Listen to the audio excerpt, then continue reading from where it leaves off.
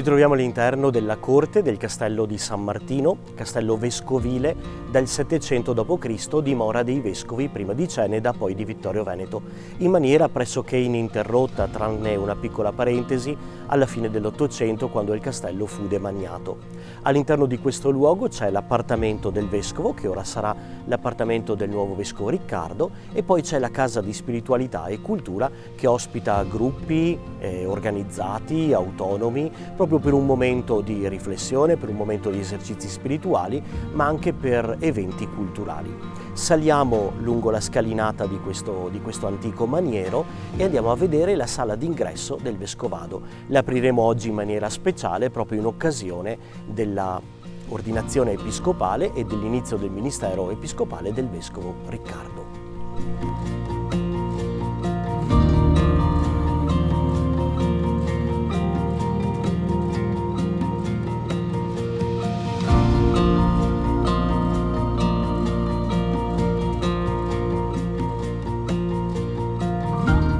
Eccoci all'interno della sala d'ingresso dell'appartamento del Vescovo, all'interno di questo castello vescovile, e questa sala d'ingresso è stata restaurata in questo periodo ed è stata ripristinata la quadreria con la cronotassi dei vescovi del Novecento. Iniziamo dal vescovo Brandolini, che fu colui che riprese e ricomperò il castello dopo che venne demaniato. Brandolini fu nostro vescovo fino al 1908. Dopo di Brandolini abbiamo il vescovo Caron, di seguito il vescovo Caroli, semplicemente li indico velocemente, Zaffonato, poi abbiamo il vescovo Carraro, di seguito Luciani, che tutti conosciamo come Giovanni Paolo I, Beato Luciani, che fu nostro vescovo per 11 anni, il vescovo Cunial, il vescovo Eugenio Ravignani, il vescovo Magarotto, il vescovo Giuseppe Zenti e per finire appunto con il vescovo, attualmente vescovo emerito di Vittorio Veneto, Corrado Pizziolo, che fu nostro vescovo fino appunto a quest'anno.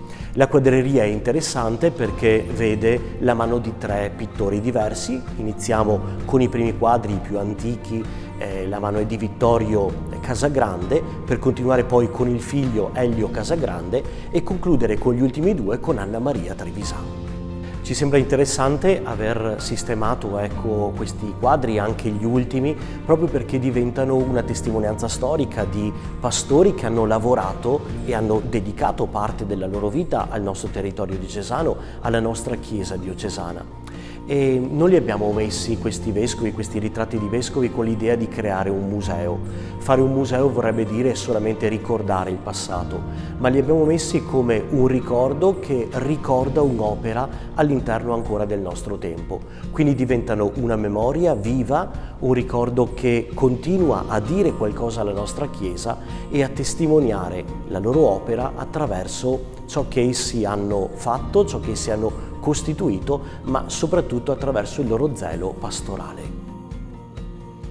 Questa appunto è la sala d'ingresso, come dicevo prima, che poi permette di accedere alla residenza vera e propria del vescovo, con lo studio, la camera da letto e i servizi ovviamente. Su questo balcone ci si può affacciare, il vescovo Riccardo adesso si potrà affacciare per vedere il territorio della diocesi, che spazia avendo di fronte il santuario della Madonna della Salute, a nord Sant'Augusta e a sud ovviamente la chiesa cattedrale. Per cui questo è un luogo straordinario in cui si può godere del panorama della nostra terra vittoriese, ma in modo particolare, per un vescovo è segno del suo territorio, del suo popolo, e da qui può impartire la benedizione alla sua chiesa locale.